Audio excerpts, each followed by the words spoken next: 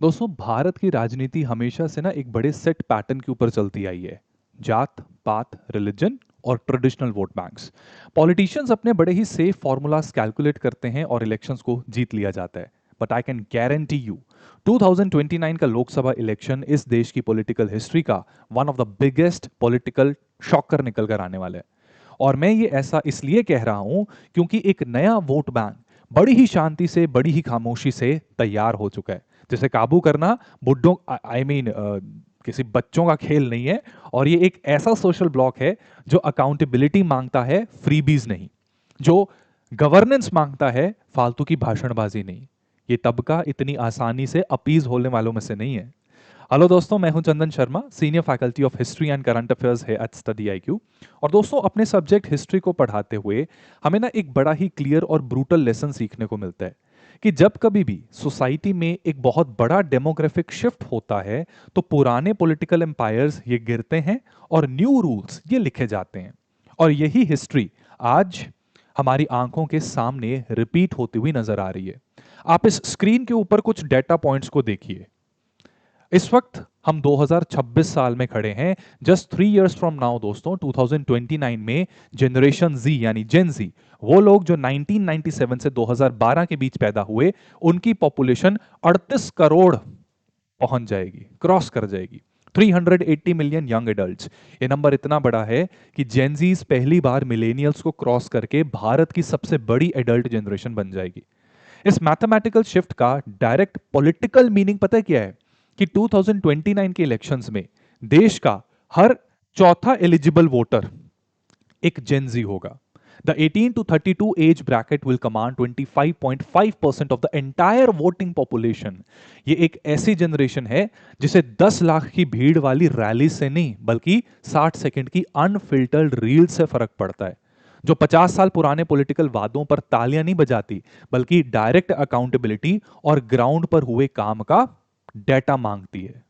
ये वो demographic bomb है जो 2029 में एक झटके में सत्ता पलटने की ताकत रखता है। लेकिन my dear friends, there is a very important catch behind this reality. एक ऐसी रियलिटी और भी है, इसी के दूसरी साइड है, जो ऑन पेपर स्टैटिस्टिक्स को ग्राउंड रियलिटी से बिल्कुल अलग कर देती है। सुनने में 38 करोड़ का ये मैसिव वोट बैंक लगता है, बहुत बड़ा। पर इलेक्शन के दिन क्या ये सारे लोग एक्चुअली वोटिंग बूथ तक जाते हैं? Let me take you to 2024 general elections. देखो, ऑन पेपर उस वक्त हमारे पास लगभग 37.7 करोड़ जेनजी पॉपुलेशन थी। लेकिन ईसीआई, इलेक्शन कमीशन के हिसाब से रजिस्टर्ड वोटर्स पता कितने थे? मुश्किल से 21 करोड़। जो सबसे यंग फर्स्ट टाइम वोटर्स थे 18 टू 19 ईयर्स वाले, उनका डेटा और भी ज्यादा शॉकिंग था। भारत में लगभग 4.9 करोड़ एलिजिबल यंग सिटीजन्स थे इस एज ब्रैकेट में, पर रजिस्टर्ड पता है कितने हुए? सिर्फ 1.8 करोड़। यानी लगभग 3 crore young Indians, around 62% of the eligible 18 to 19 age group, ये पोलिंग स्टेशंस तक पहुंचे ही नहीं, वहां से गायब थे। They just did not exist in the democratic system. वो सोशल मीडिया पर ट्रेंड जरूर कर रहे थे, पर बैलेट बॉक्स में उनकी आवाज जीरो थी। इसी पॉइंट से जन्म लेता है एक कॉन्सेप्ट, द पैराडॉक्स ऑफ 2029। आपको लग रहा होगा कि हम एक यूथफुल देश हैं, तो नेचुरली यूथ का वोट शेयर ओवरऑल बढ़ रहा होगा। It's wrong actually. रियलिटी ये है कि देश धीरे धीरे एज कर रहा है। 1988 में 18 से 29 साल के voters total voting age population का 38% के करीब थे। 2024 आते ये शेयर गिरकर 30.1% हो गया। और यूएन की प्रोडिक्शंस की अगर हम बात करें, 2029 तक ये शेयर और श्रिंक होकर 27.8% तक रह जाएगा। इस पैराडॉक्स को समझिए। जेन जी शेयर नंबर्स में तो भारत की सबसे बड़ी जनरेशन बन जाएगी, लेकिन टोटल वोटर पूल में उनका परसेंटेज श्रिंक हो रहा है। इसका क्लियर इंप्लीकेशन ये है कि सिर्फ पॉपुलेशन बढ़ने से पॉलिटिकल पावर नहीं मिलती। अगर जेनजी को पॉलिसी चेंजेस लाने हैं तो उन्हें वोटर एनरोलमेंट गैप को तोड़ना पड़ेगा। You can not fight systemic failure if you do not exist on the voter list. Numbers alone don't create political power. The turnout rate that creates power. अब interestingly, आपको पता है, political corridors में ना एक बड़ा मजबूत स्टीरियोटाइप बन गया था। सीनियर पॉलिटिशियंस इन्हीं बातों की वजह से, उनको लगता था कि जेनजी तो सिर्फ एसी कमरों में बैठकर हैशटैग्स और मीम्स बनाती है, ये कीबोर्ड वॉरियर्स हैं, इन्हें ग्राउंड रियलिटीज और सड़क के संघर्ष से क्या ही मतलब। लेकिन ये मिथ पूरी तरह से शैटर हो गई नीट पेपर लीक के प्रोटेस्ट के समय पर। अभी रिसेंट ही है तो आपको मोस्ट लाइकली याद होगा, दिल्ली का जंतर मंतर, उस हिस्टोरिक मूवमेंट ने जो अभी हुई, देश को दिखा दिया कि जेनजी सिर्फ ऑनलाइन एग्जिस्ट नहीं करता, ऑफलाइन और सड़क पर भी उतनी ही डेंजरस और ऑर्गेनाइज तरीके से ये मोबिलाइज कर सकता है। और सबसे हैरान करने वाली बात, वहां उन्हें डायरेक्ट करने के लिए कोई पुरानी पॉलिटिकल पार्टी नहीं थी, किसी एस्टैब्लिश्ड ऑपोजिशन नेता ने उन्हें मोबिलाइज नहीं किया। University campus networks, Instagram pages और इंडिपेंडेंट डिजिटल क्रिएटर्स ने मिलकर ऑर्गेनिकली इस प्रोटेस्ट को जिंदा रखा। ये एजिटेशन इतना रिलेंटलेस था कि उसने top levels of the government उसको काफी हद तक शेक करके रख दिया, which ultimately culminated with the resignation of union education minister, that is Dharmendra Pradhan ji. ये एक वाटरशेड मोमेंट है दोस्तों भारत की डेमोक्रेसी का। इसे साबित कर दिया कि जेन जी अपने कोर इंटरेस्ट को बहुत अच्छी तरह समझती है। अगर उन्हें एग्जाम्स, उनकी डिग्री और उनके फ्यूचर के साथ खिलवाड़ होते हुए उनको नजर आएगा, तो उनके पास सड़क पर आकर एक गवर्नमेंट को झुकाने का स्टैमिना है। अब इस फिनोमिना पर ना दोस्तों मैं एक पर्सनली बहुत डीप पॉइंट रेज करना चाहता हूं। मेरा मानना है, ध्यान से सुनना, कि जंतर मंतर पर प्रोटेस्ट करने वालों में से एक बड़ा सेक्शन हो सकता है डायरेक्टली प्रधानमंत्री मोदी का सपोर्टर भी हो। इस बात की ना गहराई को समझिए, try to understand this. Protest join करने का मतलब यह नहीं है कि एक रूलिंग पार्टी का वोटर ऑटोमेटिकली ऑपोजिशन का वोटर बन गया। इसका सिंपल मतलब यह है कि जेन जी का सपोर्ट अनकंडीशनल नहीं है। ठीक है, that is what is meant by this. Layman language में अगर मैं बताऊं तो देखो, जेनजी ना लेमैन भाषा में अंधभक्त ये नहीं है, ये अंधभक्ति नहीं करते। गवर्नमेंट को जज किया जाएगा based on employment, education and welfare delivery. अगर सिस्टम फेल होगा तो ब्लाइंड लॉयल्टी नहीं, प्रोटेस्ट होगा फिर। और यही हमारा चौथा और सबसे क्रिटिकल पॉइंट एक आता है। एक वक्त था जब इंडियन पॉलिटिक्स में एक अनरिटन रूल हुआ करता था, बाप ने जिसको वोट दिया बेटा भी चुपचाप उसी पार्टी को वोट देगा। पूरे के पूरे वोट बैंक्स ये बड़े ना होमोजीनियसली एक पार्टी से दूसरी पार्टी में ट्रांसफर हो जाया करते थे, जातीय के आधार पर, रीजनल लॉयल्टी के आधार पर, है ना। लोग अंधा बनकर ईवीएम का बटन दबा देते थे। जेनजी के आने से ये ब्लाइंड लॉयल्टी परमानेंटली डेड हो चुकी है। ये एक ऐसी ट्रांजैक्शनल जनरेशन है जेनजी जिसमें सबसे हाई एस्पिरेशनल ड्रीम्स और सबसे डीप इकोनॉमिक एंजाइटी दोनों चीजें एक ही वक्त पर एग्जिस्ट करती हैं। स्मार्टफोन्स ने इन्हें ग्लोबल स्टैंडर्ड्स दिखा दिए। ये जानते हैं कि यूएस, चाइना और ये जो ग्लोबल टेक मार्केट्स हैं इनमें क्या चल रहा है। पर जब ये अपनी स्क्रीन से नजर हटाकर रियलिटी देखते हैं, जब इनका सामना होता है गिग इकोनॉमी से, डिलेड रिक्रूटमेंट्स से, लीक हुए पेपर से और उन जॉब से जहां फ्लेक्सिबिलिटी तो है पर लॉन्ग टर्म सोशल सिक्योरिटी नहीं है। अब आप खुद सोचिए, दिल्ली यूनिवर्सिटी में पढ़ने वाला एक अर्बन स्टूडेंट, सूरत की टेक्सटाइल फैक्ट्री में काम करने वाला एक फर्स्ट टाइम वर्कर, और बेंगलुरु में एक struggling software engineer, and Bihar में लेट से खेती करने वाले किसान का एक बेटा, सब जेनजीज हैं। पर क्या इनकी जिंदगी एक जैसी है? नहीं, इनकी डेली रियलिटी अलग है और नेचुरली इनकी लोकल प्रायोरिटीज भी अलग होंगी। सो दिस मीन्स कि जेन जी कोई एक सिंगल होमोजीनियस मोनोलिथ की तरह नहीं है। ये कोई pre existing consolidated vote bank नहीं है बेस्ड ऑन कास्ट और रिलीजन। लेकिन इन सबके बीच कुछ ऐसी सॉलिड कॉमन थ्रेड्स हैं जो 2029 में इन पूरे 38 करोड़ लोगों को एक यूनिट बना सकती है। वो कोर इश्यूज क्या हैं? स्टेबल एम्प्लॉयमेंट अपॉर्चुनिटीज, फेयर और ट्रांसपेरेंट रिक्रूटमेंट सिस्टम्स जहां पेपर लीक ना हो, स्टार्टअप इकोसिस्टम्स जो सिर्फ मेट्रो सिटीज तक लिमिटेड ना हो, और सबसे बढ़कर गवर्नमेंट अकाउंटेबिलिटी। 2029 में जो भी पॉलिटिकल पार्टी सिर्फ फ्रीबीज और कास्ट इक्वेशंस पर खेलेगी, वो इस डेमोग्राफी को पूरी तरह के लिए गवा सकती है। The party that can provide a hyper localized, credible blueprint to solve their economic anxiety will capture this 25% vote bank. क्योंकि जेनजी ने एक बात क्लियर कर दी है, respect and votes they have to be earned, they will no longer be inherited, है ना। तो ये चीज तो एकदम भैया क्लियर हो चुकी है। सो दोस्तों, अब तक मैंने आपको जो डेमोग्राफिक्स, मिसिंग वोटर स्टैटिस्टिक्स और सड़क के प्रोटेस्ट के बारे में बताया, वो रियलिटी का ना एक पहलू है। अब आइए एक और रियलिटी के दूसरे पहलू पर, जो पॉलिटिकल पार्टीज के पुराने इलेक्टोरल स्ट्रेटजीज के होश उड़ा चुकी है।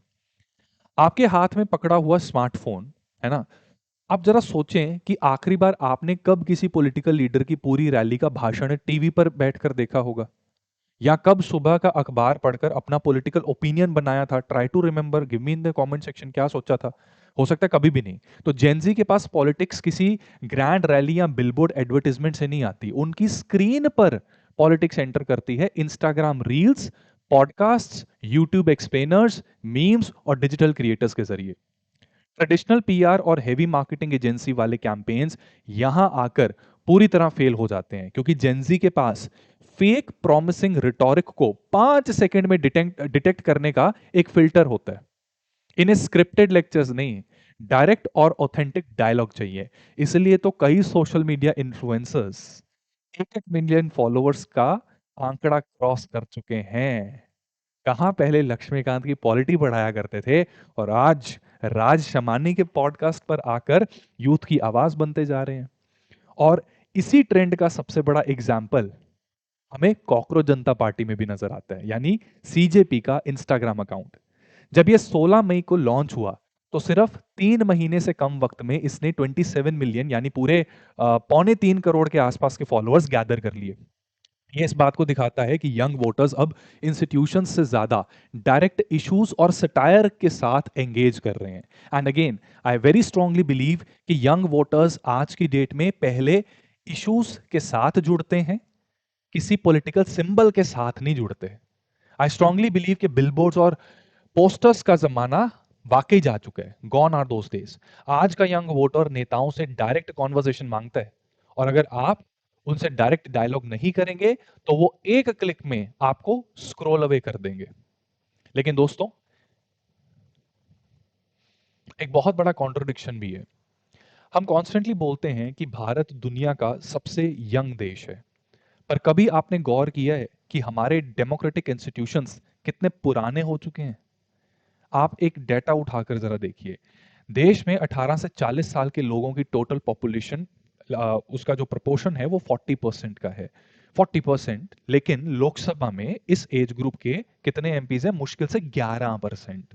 1950s में यानी आजादी के तुरंत बाद पार्लियामेंट में यंग एमपीज का शेयर इससे डबल से भी ज्यादा था। आज हमारी यूनियन कैबिनेट की एवरेज एज लगभग 56 साल की है। देश की मीडियन एज पता है कितनी है? 28 ईयर्स। और फैसले लेने वालों की एवरेज एज 56। ऐसा क्यों है भाई?